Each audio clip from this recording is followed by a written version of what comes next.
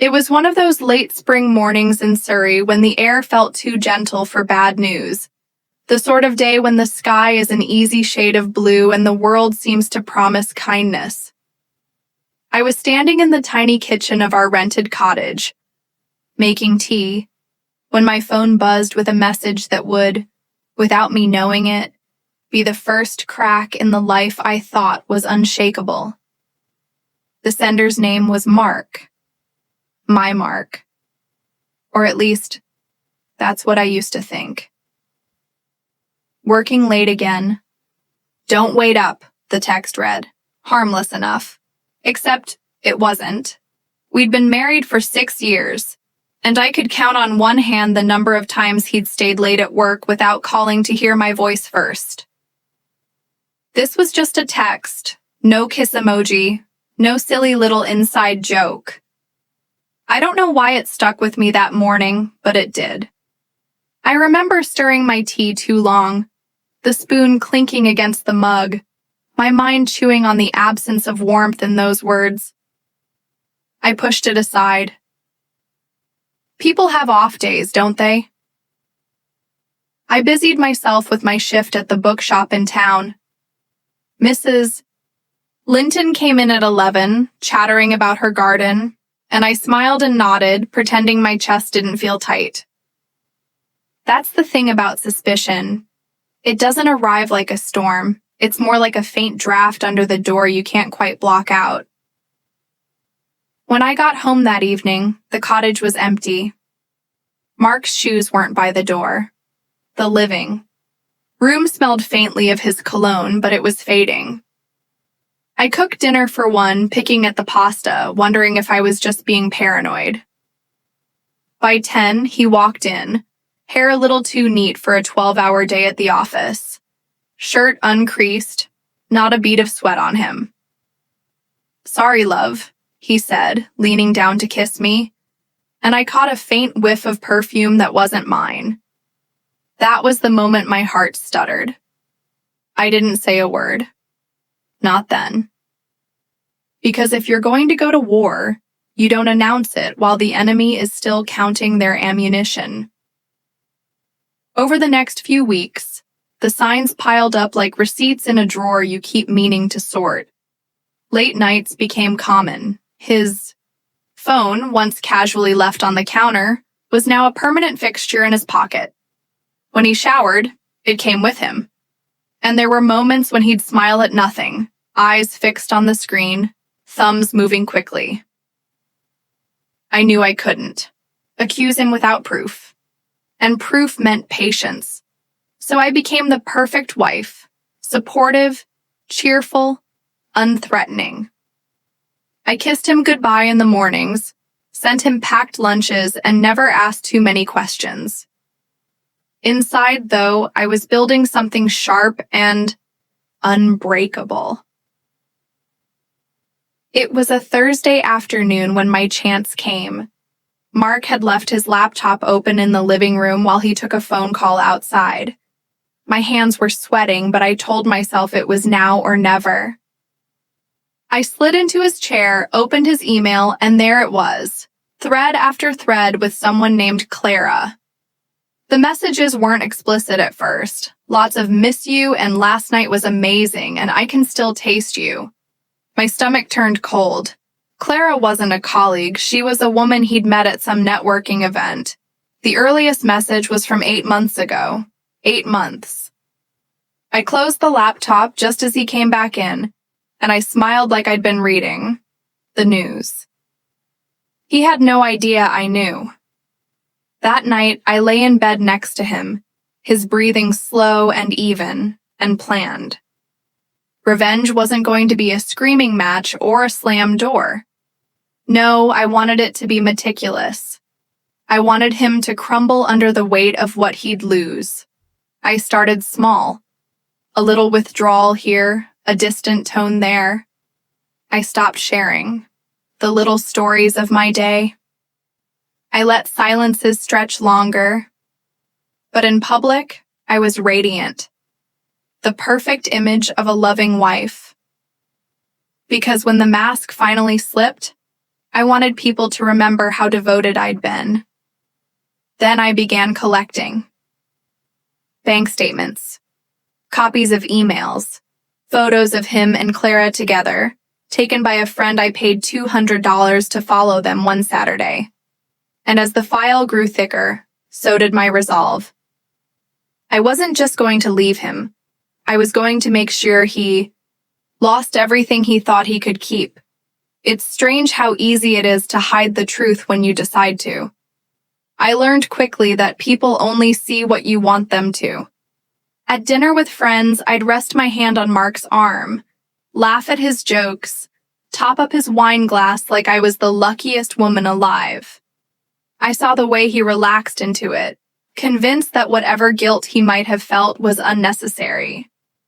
If anything, my warmth probably made him think he was clever enough to have both lives without consequence.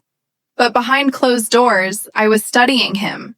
Every phone call, every subtle change in his routine. I discovered Clara lived in Richmond, in Ainz, a sleek riverside flat paid for by her consultancy work, which I learned was a generous way of saying she worked when she felt like it and lived off the gifts of married men. I knew the end game had to be more than just catching him red-handed. I wanted the kind of destruction that would echo.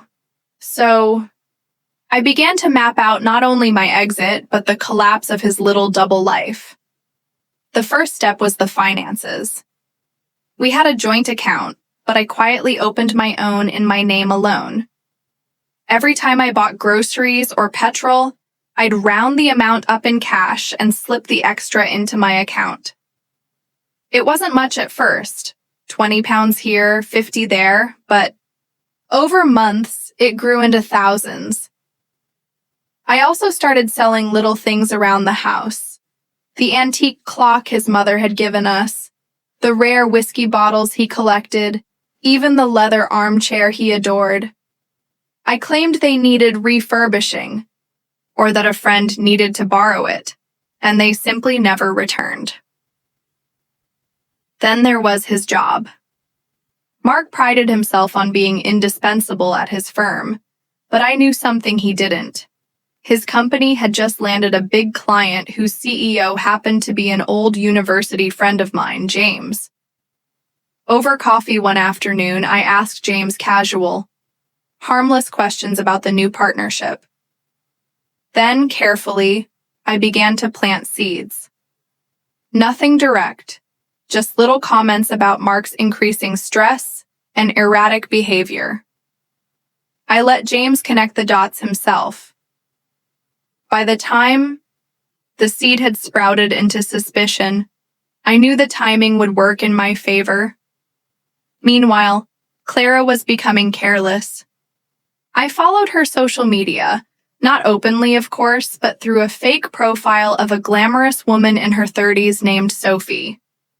Clara seemed to like Sophie. She even confided in her about how Mark was talking about leaving me soon. That one stung, even though I'd already decided he'd be gone long before he got the chance to make that choice. One rainy Saturday, I told Mark I was going to visit my sister for the weekend. Instead, I booked a cheap hotel in Richmond. I trailed him from his office to Clara's flat, watched them from across the street as they kissed under her doorway, like something from a bad film. I took pictures, dozens of them. Clear, undeniable evidence. Back at the hotel, I laid out my collection, photos, emails, bank statements showing his business trip expenses that were actually weekends away with her.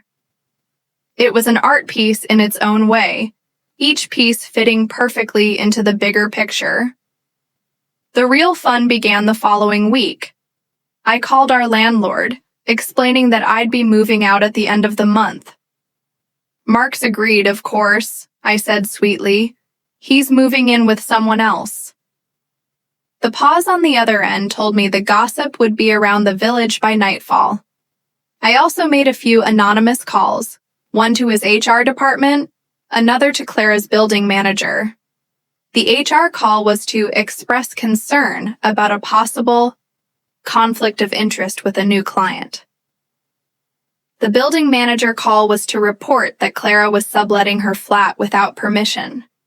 Neither accusation was entirely true, but both were enough to start trouble. And then, on a Friday evening when I knew Mark would be heading to Clara's, I packed my things. Not just clothes, but everything I loved. My books, my grandmother's, jewelry, the photographs of my parents. I left behind the furniture, the TV, the kitchenware, things that would seem like a blessing at first until he realized they were just reminders of a life he'd destroyed. By Sunday, I was gone. When he came home that night, I imagine he found the note I'd left on the kitchen counter. It wasn't angry. It wasn't emotional. It was just a single sentence. I know, and so will everyone else soon. By Monday morning, my network had done its work. Friends, family, his colleagues, they all knew. The photos were sent from an untraceable email account. Clara's landlord had already started eviction proceedings. And when he walked into the office, he was called into a meeting about integrity concerns with the new client. I was in a little seaside town in Devon. By then, sipping coffee at a cafe overlooking the water, my phone buzzing with updates from mutual friends who had no idea I'd orchestrated the whole thing. They thought it was just karma, the way his perfect life had collapsed in a matter of days. But I knew better. Mark tried to call me that Monday night. The first time, I let it ring out. The second time, I watched his name flash on my screen and felt the faintest twinge in my chest. Not of love, but of memory. The life we'd had, or rather, the life I thought we'd had. I answered on the third ring, not because I wanted to hear his voice, but because I wanted him to hear mine. Calm, unshaken, untouchable. Why? Was the first thing he said, his voice already fraying. You know why? I replied. There was silence. I could hear him breathing, the sound uneven. We can fix this, love. We can talk. I'm not your love, I said, cutting through his words like a knife through silk. And there's nothing to fix. You made sure of that. I hung up before he could speak again. It was strange, the absence of shaking hands, the absence of tears. I'd expected at least a moment of weakness, but all I felt was clarity. That kind of clarity people talk about when they're standing at the edge of a cliff and finally decide to jump, not from despair, but from knowing they can fly. The days that followed were delicious. A friend sent me a screenshot of Clara's public meltdown on Facebook. Cryptic posts about betrayal and men who promise the world but leave you with the bill. She'd tagged Mark in one, which I'm sure his colleagues enjoyed. I knew she'd been evicted because another friend in Richmond sent me a photo of her belongings piled unceremoniously on the pavement. Rain-soaked boxes, a toppled lamp, the kind of scene that smells like failure. But it wasn't enough. Not yet. Mark still had his reputation. Damaged, yes, but intact enough that he could rebuild. I wasn't going to let that happen. So I pulled the final string. Months earlier, during one of his business trips, I'd overheard him talking in the kitchen about a side project. Something about keeping it off the books and not needing to tell the partners. I didn't care then, but I'd filed it away.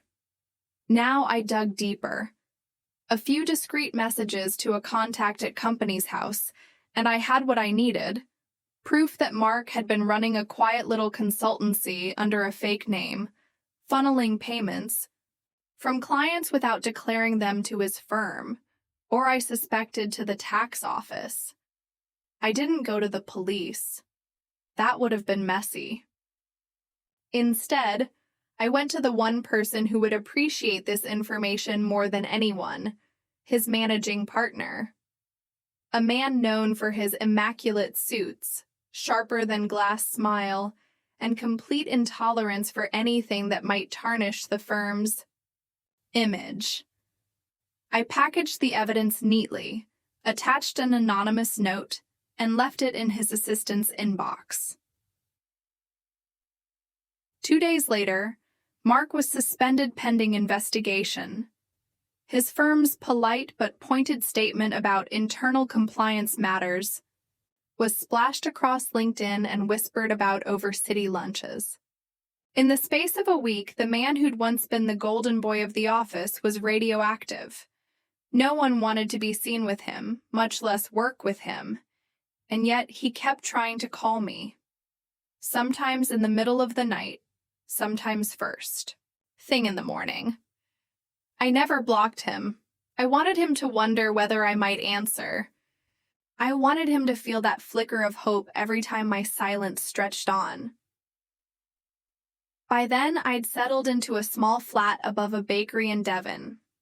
The smell of fresh bread drifted through my windows every morning, and I'd lie in bed listening to the gulls, knowing that somewhere in London, Mark was waking up to another day of watching his life fall apart. The last piece came unexpectedly. I was walking along the quay one afternoon when I bumped into James, the same James who'd helped plant those early seeds of doubt at his firm. He'd heard all about Mark's affairs and dodgy dealings and, with a sly smile, told me the new client had pulled their business entirely. That single decision cost the firm millions. I don't suppose you had anything to do with that? James asked, his eyes glinting. I just smiled. Mark's last message to me arrived 3 weeks after I left. It wasn't an apology or a plea or even an accusation. It was just 2 words. You win. He was wrong, though.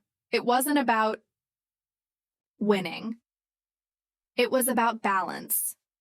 About restoring the scales he'd tipped when he decided my trust was disposable. And as I sat by the harbor that evening, the sea stretching endlessly before me, I realized the real victory wasn't in watching him lose everything. It was in knowing I'd never need to think of him again. People always assume revenge starts the moment you find out. It doesn't. It starts long before in ways you don't even realize at the time. Looking back, I can see that the first seeds of what I did to Mark were planted years earlier, before Clara ever appeared, before I knew what betrayal really tasted like. We'd met at a mutual friend's birthday party in Oxford. I was 24, newly out of university, working 2 jobs to keep myself afloat. Days at a small publishing house, evenings waitressing at a pub where the regulars tipped in change and the occasional smile. Mark, on the other hand, had already landed a comfortable job in finance, wore shirts with sharp collars, and spoke about wine like he'd grown up with a vineyard in his back garden. I thought he was charming, confident, the sort of man who knew where he was going. What I didn't see then were the little cracks, the way he'd subtly shift conversations back to himself. How he'd dismiss my small victories, a promotion, a good review at work, with a quick, "That's nice, love," before telling me about his latest deal. It didn't feel cruel at the time, just normal. I told myself that's how men were, but when I caught him out all those years later, those old memories came flooding back. The times he'd made me feel like my world was smaller than his. The times he'd smirked when I got something wrong, like he enjoyed the power imbalance. It made the planning easier. I wasn't just punishing the man who cheated on me, I was dismantling the man who had been quietly diminishing me for years. In the weeks before I left, I started setting up little traps. Not the kind you see in films with hidden cameras and elaborate gadgets, but quiet, almost invisible ones. I'd ask him about a work contact and make a deliberate mistake with the name, just to see if he'd correct me. When he did, I'd feign embarrassment and say, "Oh, Clara mentioned them once." His eyes would flicker just slightly, and I'd file that reaction away. I also started building a parallel version of myself, one he didn't know. New friends in Devon I'd met through online book clubs, a part-time freelance gig editing manuscripts for a small press. These things weren't part of our shared life. They were mine alone.